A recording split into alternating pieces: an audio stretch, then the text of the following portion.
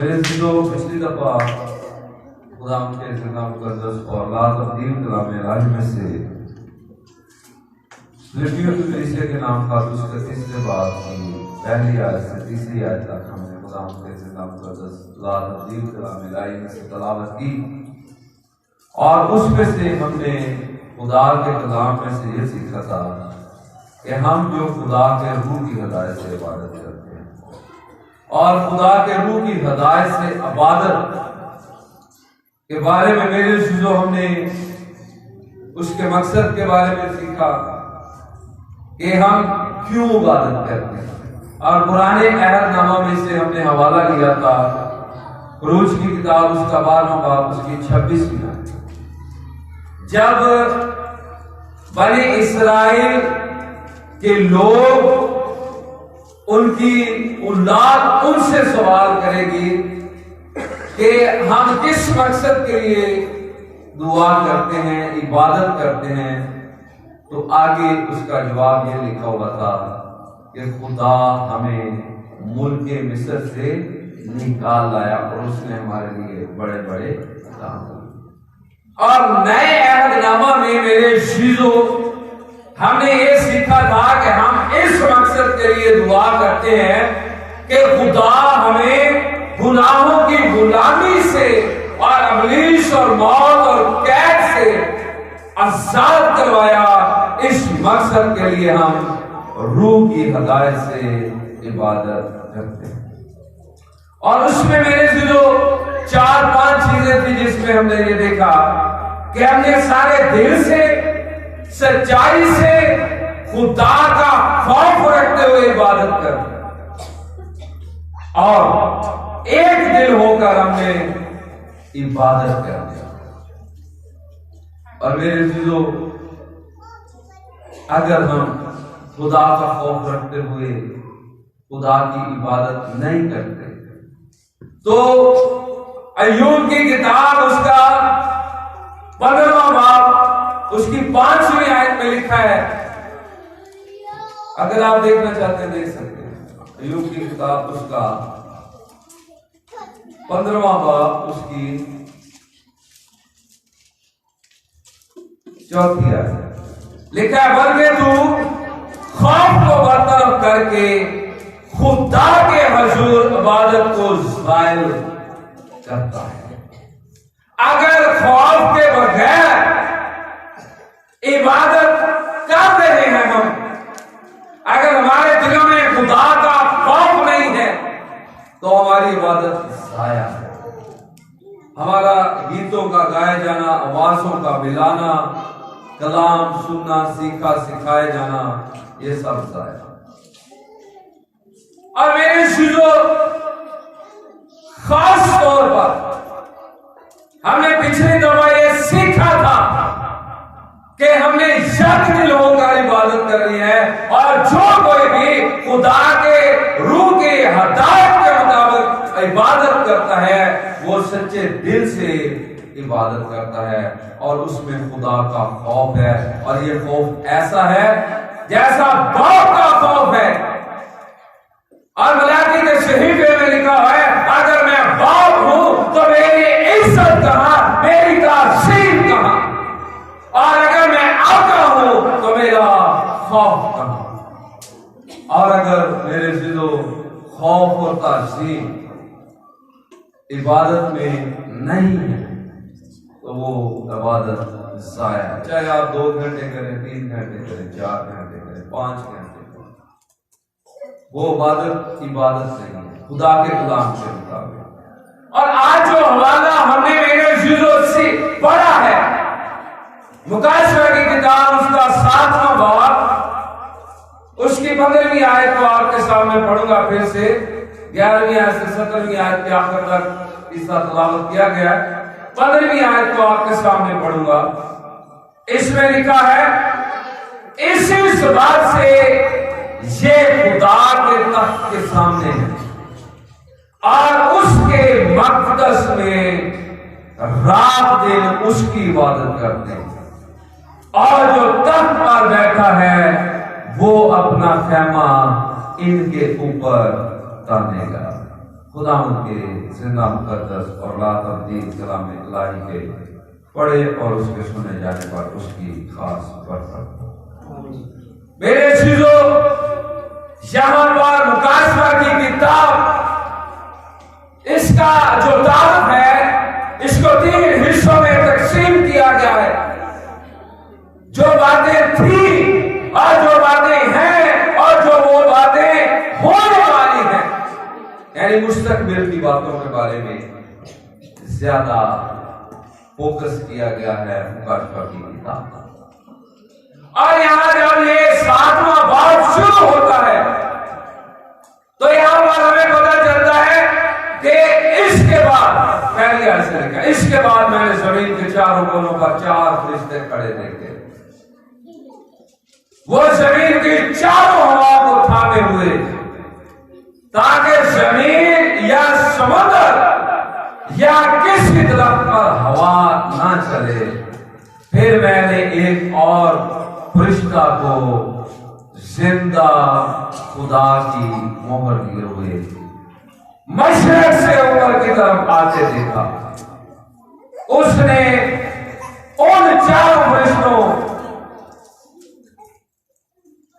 से जिन्हें जमीन और समुद्र को जर पहुंचाने का इख्तियार दिया गया था, बुलंद आवाज से पुकार कर कहा, जब तक हम अपने खुदा के बंदों पर मोहर ना कर ले, जमीन और समुद्र और दरख्तों को जर ना। यहां पर जरा गौर तलब बात है कि उस फरिश्ता ने जो मशरक से ऊपर की तरफ आया है, उसने कहा है 4 फरिश्तों को कि जमीन की किसी चीज को कोई जर न पहुंचाना जब तक हम खुदा के बंदों पर, उसके पास जिंदा खुदा की मोहर है। और वो कह रहा है कि जब तक हम खुदा के बंदों पर मोहर न कर लें, किसी चीज को जर न, उन्हें जर पहुंचाने का, नुकसान पहुंचाने का इख्तियार दिया गया है। और इसके बाद 12 कबीलों पर, 12 हजार पर, सबको बनी इस्राएल की कौम में से 12 हजार पर, सारे कबीलों पर मोहर की गई। और एक ऐसी भीड़ जिसका शुमार नहीं है, वो बेशुमार है, उन पर मोहर की गई है और वो गिनती से बाहर है। मेरे दिलों, वो मैं और आप लोग हैं, और ये आने वाले वक्त की बात हो रही है। सो मेरे दिलों, पहली आयत जो हमने पढ़ी है आपके सामने, यह इस बात से, ये खुदा के मक़दस के सामने है। ये वो लोग हैं जो बड़ी मुसीबत से निकल कर आए हैं। और अगर आप मुकाशवा की किताब उसका दूसरा बाब पढ़ते हैं तो वहां पर लिखा हुआ है 10वीं आयत में कि 10 दिन तक मुसीबत उठाओगे और इब्लीस तुम में से बाज को कैद में डालने पर है। तुम 10 दिन तक मुसीबत उठाओगे, जब तेरे तक वफादार है तो मैं तुझे जिंदगी का ताज दूंगा। ये वो लोग हैं जो बड़ी मुसीबत से निकल कर आए और दुनिया में से खरीदे गए हैं यीशु मसीह के नाम के। और लिखा है इसी सुबह से ये खुदा के तख्त के सामने, और लिखा है उसके मक़दस में रात दिन उसकी इबादत करते हैं। ये लोग जो बड़ी मुसीबत से निकल कर गए हैं खुदा के तख्त के सामने, और लिखा है रात दिन उसकी इबादत करते हैं। और जो तख्त पर बैठा है वो अपना खैमा उनके ऊपर तानेगा। मेरे सीधो, ये जो बड़ी मुसीबत में से जिन्हें शैतान ने इस दुनिया में तरा व तरा और हिस्सा व हिस्सा ईमान से भटकाता रहा, लेकिन ये लोग अपने ईमान पर कायम रहे और जान देने तक वफादार रहे और खुदा के तख्त के सामने हैं और दिन रात आप उसकी क्या करते हैं? इबादत करते हैं। रात और दिन, सिर्फ 2 घंटे नहीं, दिन और रात, रात और दिन, यानी कि हर वक्त ये लोग खुदा की इबादत कर रहे हैं। और इबादत का लुग़वी मतलब क्या है?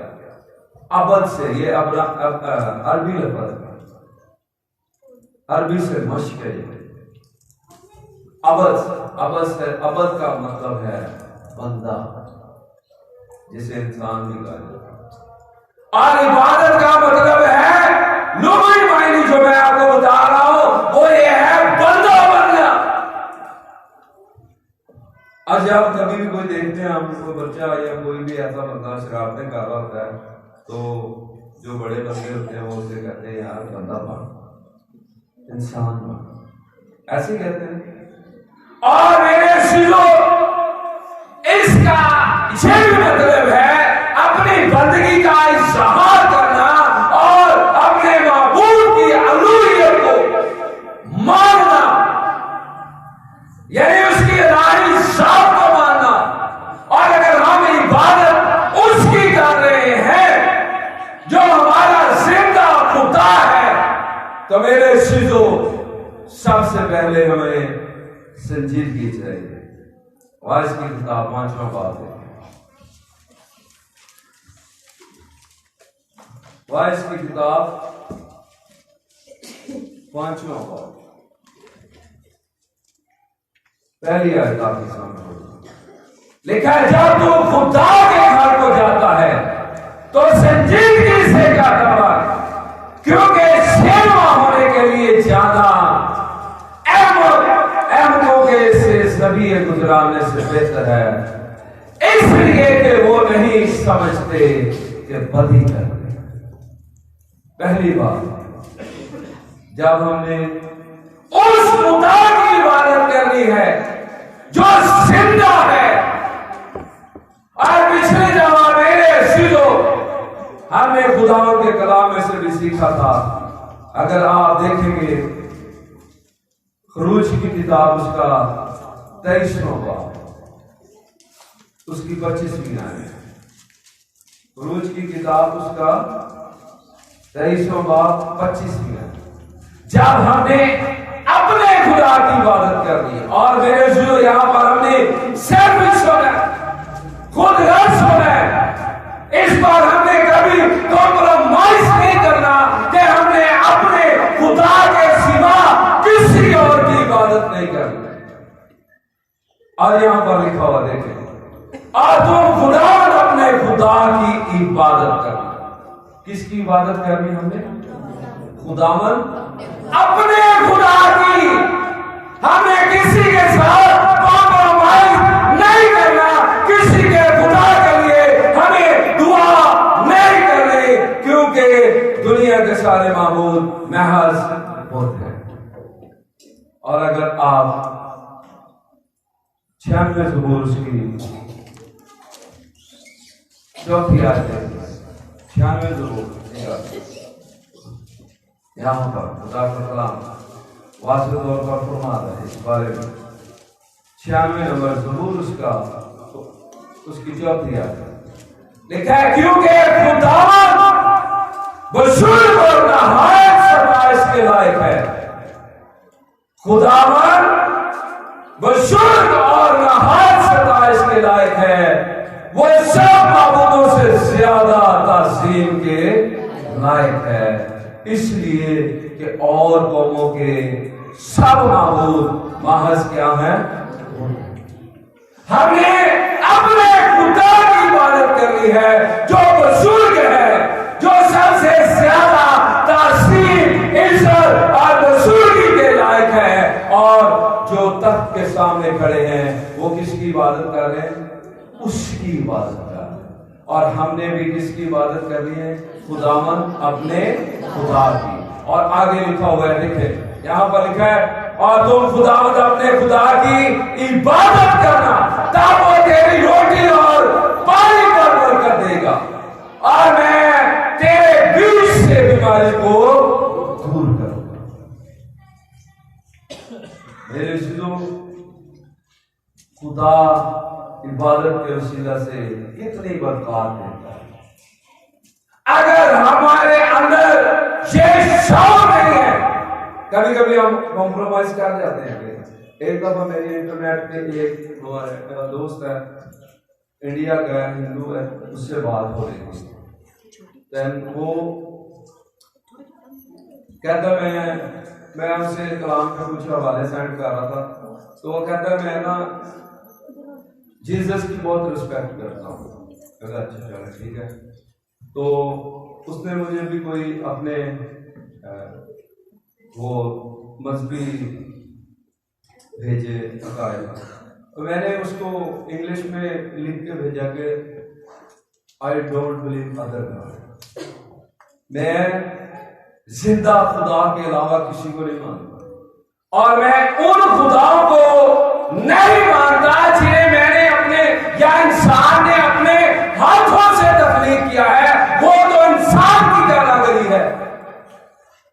मैं उस खुदा को मानता हूं जिसने मुझे तख्लीक किया है और सारी कायनात को तख्लीक किया है।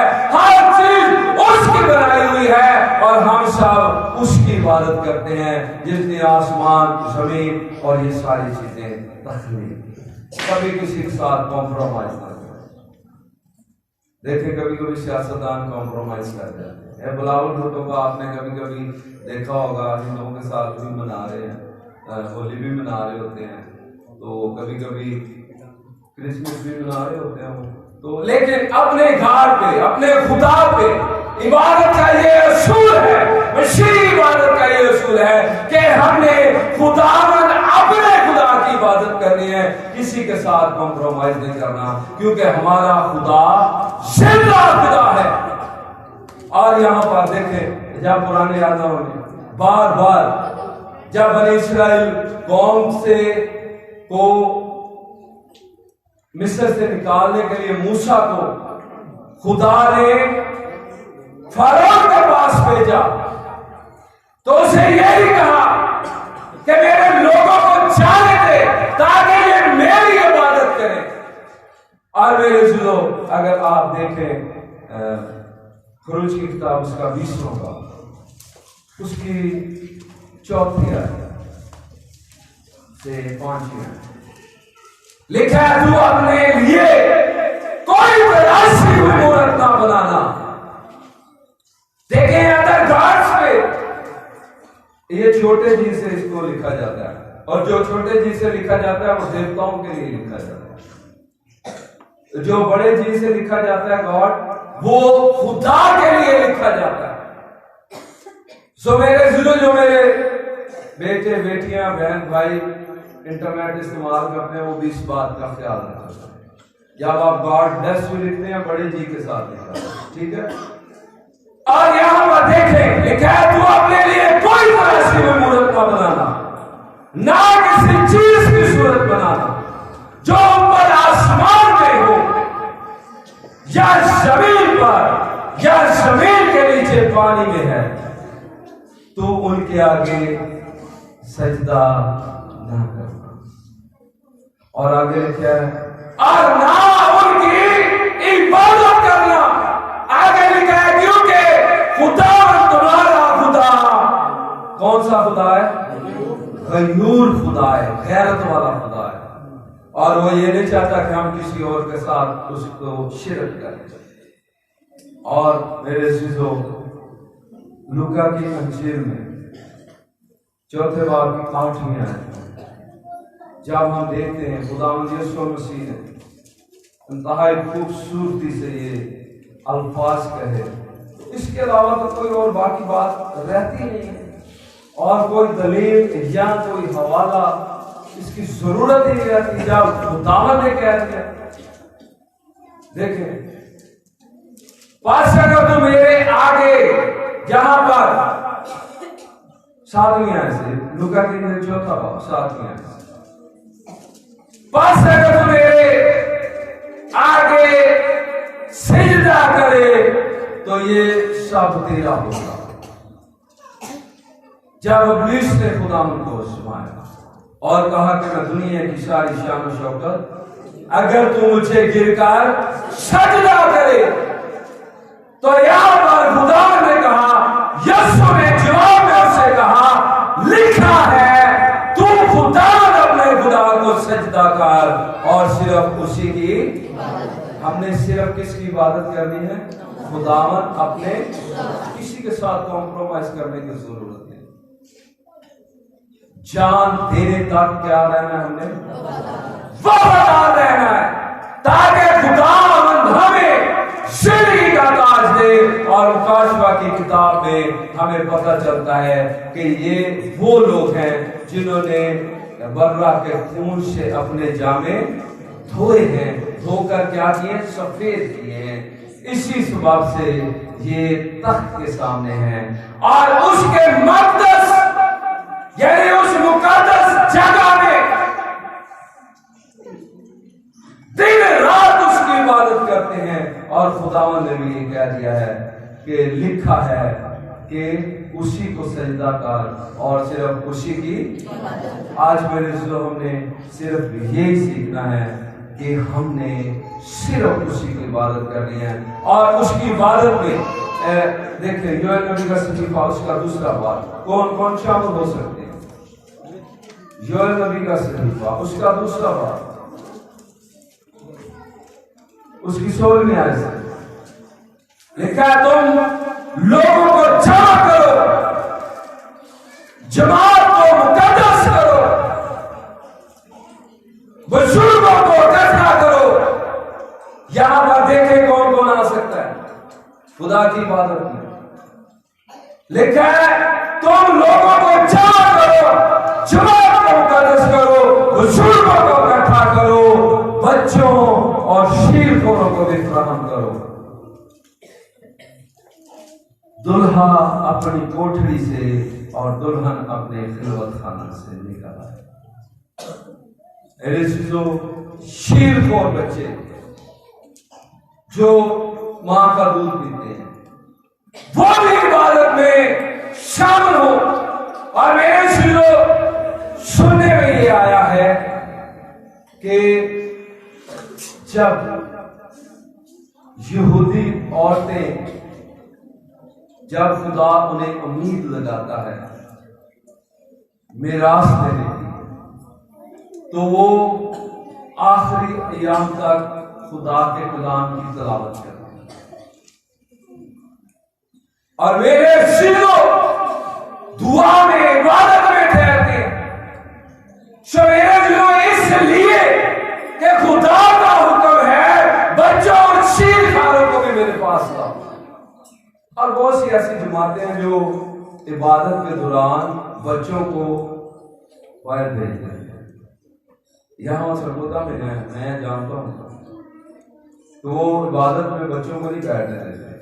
वो कहते हैं जी संडे स्कूल टीचर आप बच्चों को ले जाएं, जब इबादत हो जाएगी तो आप वापस ले आए।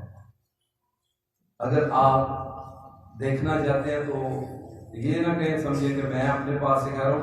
इंटरनेशनल बिलीवर चर्च है, हमारे भाई वहां पर एल्डर हैं, वो यानी कि संडे स्कूल जब चर्च हो रहा होता है तो वो संडे स्कूल लगाते हैं। हम संडे स्कूल इबादत के बाद लगाते हैं, क्योंकि खुदा के कलाम में लिखा है कि इबादत में बुजुर्ग शामिल हो, बच्चे शामिल हो, शीरखोर शामिल हो। तो फिर हम कौन है जो इनको अलहदा करें? खुदा का कलाम योएल का सहीफा दूसरा बाब 16वीं आयत में लिखा है, बुजुर्गों को लाओ, जमात को इकट्ठा करो, मुकद्दस करो। और जमात मुकद्दस किस वजह से होगी? खुदावंद यीशु मसीह के खून से। और मेरे जुलो, जब हम इबादत को संजीदगी से लेंगे, जब हमारे दिलों में खुदा का खौफ होगा, जब हम जिंदा खुदा की उसकी इबादत करेंगे, तो फिर मेरे दिलों इन सब बातों पर हम अमल करेंगे। खुदावंद हमारी आज इस इबादत को अपने हुजूर बखूर की मानत मकबूल ठहराए। खुदावंद आज के इस कलाम के वसीला से हम सबों को आसमान के दरीचे खोलकर बड़ी बरकत दे। आमीन।